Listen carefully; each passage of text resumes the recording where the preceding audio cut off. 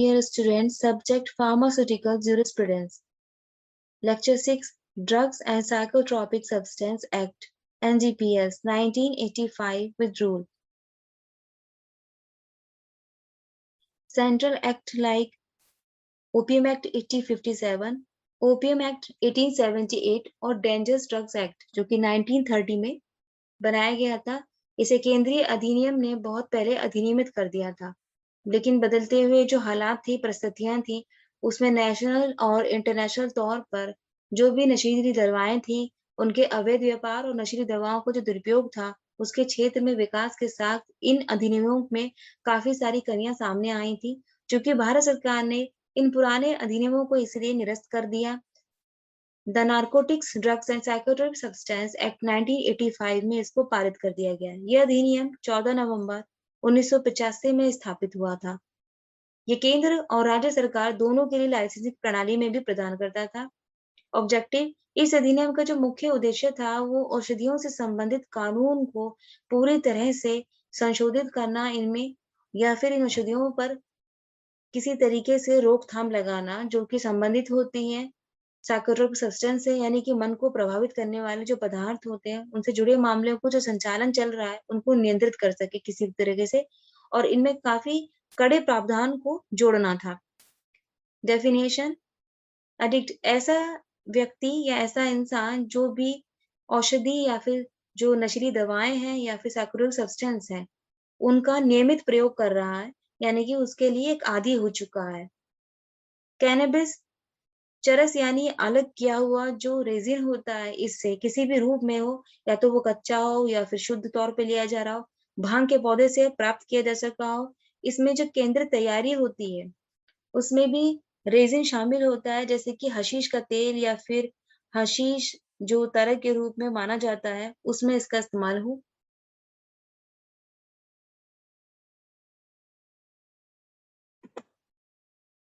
गांजा, गांजा जो होता है वो भांग के पौधे कह लें, ये फूल या फिर उस पर फलने वाला जो ऊपर का जो एक भाग होता है शीर्ष तौर पर। मेडिसिनल कैनबिस, जिसे हम औषधीय भांग कह सकते हैं, ये भांग का अर्क हो सकता है, टिंचर को हिंदी में अर्क बोलते हैं, या फिर इसमें मिलावट भी हो सकती है। कोका का डेरिवेटिव्स, जिसमें हम कहीं शामिल होते हैं। क्रूड कोकीन, जिसका उपयोग जो होगा वो डायरेक्टली या इनडायरेक्टली कोकीन के निर्माण के लिए किया जा सकता है। कोकीन व्यंजन इकोकीन का मिथाइल एस्टर होता है, जो कि एक मिनरल होता है। ओपियम, इसका मतलब है कि जो ओपियम होता है वो खसखस का जमा हुआ रस हो, जिसके जो पदार्थ यूज करा जाएगा या पदार्थ को इस्तेमाल करा जाता है, जो भी सब्सटेंस को, वो मिक्सचर में या तो इस्तेमाल करा जाए। ओपियम पॉपी, इसमें जो पेपावार समनीफेरम का जो पौधा होता है, वो पेपावार या फिर उससे जुड़ी हुई जितनी भी प्रजातियां शामिल होती हैं, जिनमें अफीम और फेनेंथ्रीन एल्कलॉइड जो है निकाला जा सकता है। साइकोट्रोपिक सब्सटेंस, जिसका मतलब होता है मन को प्रभाव करने वाले पदार्थ, कोई भी प्राकृतिक तौर पर सिंथेटिक पदार्थ है जो बनावटी पदार्थ हो, या फिर कोई नमक या फिर ऐसा पदार्थ जो सामग्री को तैयार करने में जो इस अनुसूची में पहले से ही निर्दिष्ट कर दिया गया हो, जैसे DT, clonazepam, amphetamine, pentabarbital, pentazocine. Narcotic control bureau यानी नार्कोटिक नियंत्रण ब्यूरो जो है, इसकी स्थापना 17 मार्च 1986 को हुई थी। एनडीपीसी अधिनियम 1985 के पूरे जितना भी कार्य होता है इसको सक्षम करने के लिए की गई थी। इसका जो मुख्यालय है, हेडक्वार्टर जो है वो दिल्ली में है। ये भारत की प्रमुख कानून प्रवर्तन और खुफिया एजेंसी होती है।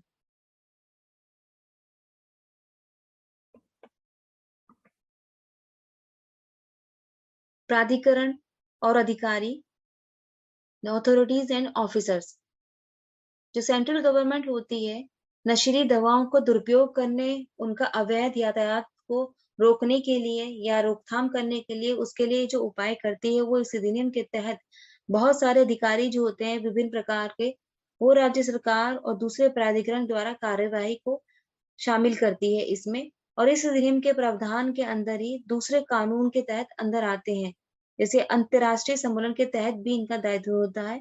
एनडीपीएस में जो अवैध यातायात होते हैं, यानी कि जो इम्पोर्ट करा जा रहा है लीगल तौर पे या एक्सपोर्ट हो रहा है, उसकी रोकथाम या फिर उसको पूरी तरीके से उसको खत्म करने के लिए से संबंधित होती है। अधिकारियों की सहायता की इसमें आवश्यकता होती है। जो भी अधिकारी होते हैं इसमें,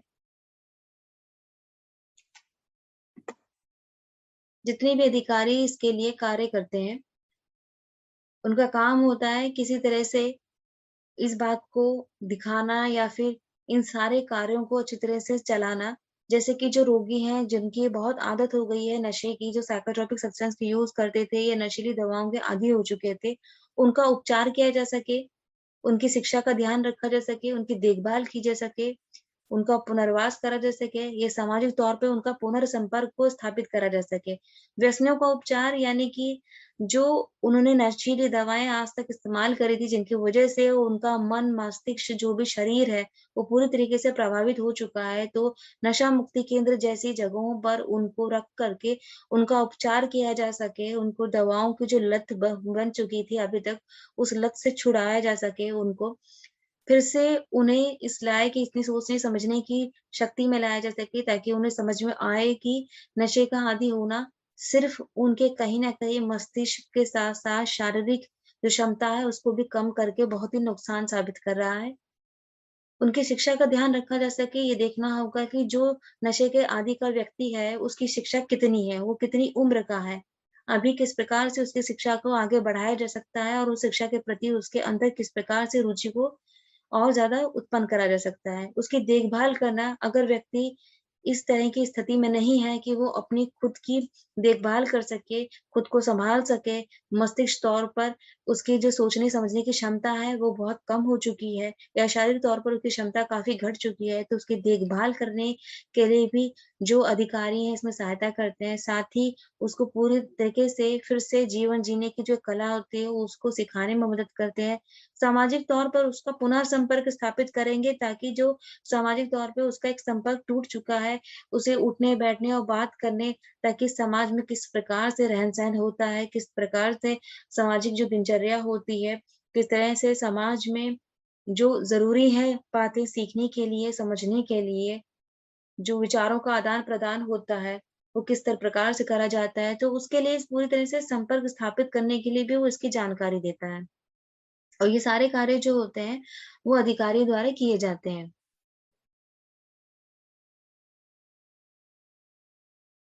जो केंद्र सरकार होती है, यानी कि जो सेंट्रल गवर्नमेंट के ऑफिसर होते हैं,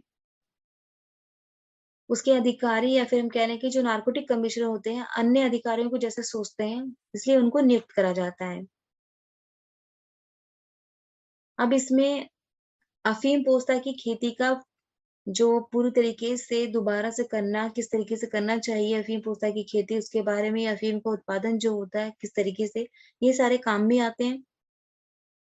ऑफेंसेस और पेनल्टीज़ यानी अपराध और दंड, इल्लीगल इम्पोर्ट और एक्सपोर्ट, किस तरीके से नार्कोटिक ड्रग का साइकोट्रोपिक सब्सटेंस का हो रहा है। ये सारे गैर कानूनी काम या अवैध तौर पे अगर इनका किया जा रहा है, तो उसमें ध्यान देना होगा। इसके लिए जो फाइन होता है, यानी जुर्माना जो होगा वो निर्धारित करा है गवर्नमेंट ने। ये ₹1 से लेकर के 2 लाख तक का हो सकता है या फिर इससे ज़्यादा का भी हो सकता है। केंद्र सरकार के जो अधिकारी होते हैं, वो इन सारी बातों का ध्यान में रखते हैं। नारकोटिक कमीशन अधिकारियों ने किस तरीके से इनको निर्धारित करा है, ये सारी चीज़ें इसमें आती हैं, बातें इसमें बताई गई हैं। साथ ही जो खसखस और कोका के पौधे हैं, ये कोका के पत्ते होते हैं, तैयार किए जाते हैं अफ़ीम दवाओं से या फिर जो साइकोट्रोपिक सब्सटेंस होते हैं, उनका जो निर्माण करते हैं, उसके संबंध में जो अधिनियम है, उनके जो प्रावधान है, अगर उनको उल्लंघन किया जा रहा है, तो उसमें 10 से लेकर 20 साल तक की सज़ा हो सकती है, कारावास जो होगा वो घोषित करा जा सकता है। वहीं जो भांग के पौधे हैं और गांजा के संबंध में जो उल्लंघन करा जाएगा, उसके लिए 5 साल तक का कारावास करा सकता है और 50,000 रुपए का जुर्माना जो होगा, वो निर्धारित कर सकती है सरकार। अधिकृत व्यक्तियों द्वारा जो भांग बनाई जा रही है या हम कहें कि जो व्यक्ति हैं, उनको माँगे जाने पर उनसे जो उनके पास एक गवर्नमेंट द्वारा जो बताए गए हैं लाइसेंस, परमिशन, अप्रूवल नहीं है किसी भी प्रकार से और वो जब भी गवर्नमेंट उनसे माँगती है इस तरह के अप्रूवल सर्टिफिकेट दिखाने को या लाइसेंस दिखाने के लिए, और वो उसको गवर्नमेंट के सामने नहीं रख सकता है, प्रस्तुत करने में किसी प्रकार से अगर विफल हो जाता है, तो उस पे फाइन लगाया जाता है 3 साल से लेकर के, और उसपे जो फाइन भी होगा, या तो सिर्फ फाइन लगाया जाएगा या फिर 3 साल तक का कारावास लगाया जाएगा, या फिर हो सकता है 3 साल के कारावास के साथ फाइन भी यानी जुर्माना भी लगाया जा सके, दोनों चीज़ें हो सकती हैं। अगर कोई भी व्यक्ति किसी भी प्रकार से व्यक्तिगत तौर पर इल्लीगल तरीके से कोई भी अवैध कब्जा कर रहा है या फिर उपभोग कर रहा है इन सारी चीज़ों का, साइकोट्रोपिक सब्सटेंस हो गई है या फिर जो नशीली दवाएँ हैं, ड्रग्स होंगे उनका, तो 6 महीने तक का उसको कारावास हो सकता है या फिर उसके ऊपर जुर्माना लगाया जा सकता है। इसके साथ ही इसके प्रीवियस ईयर के क्वेश्चन देखें। लॉन्ग क्वेश्चन आंसर जो 8 मार्क्स के आते हैं, यानी 8 मार्क्स के आएँगे। आपको question first, discuss offences and penalties under narcotic and psychotropic act 2018 और 2019। शॉर्ट नोट्स आते हैं 4 मार्क्स के। First, right a note on narcotic drug and psychotropic substance 2016, 2020 में आया है। वहीं वेरी शॉर्ट क्वेश्चन और आंसर जो आते हैं 2 मार्क्स के। फर्स्ट आएगा define narcotic control bureau. Question second, what is the objective of narcotic drug and psychotropic substance. ये क्वेश्चन आपके इंपॉर्टेंट है। तो आज आपका जो लेक्चर था वो कंप्लीट हुआ है। इसके बाद हम दूसरे लेक्चर में कंटिन्यू करेंगे।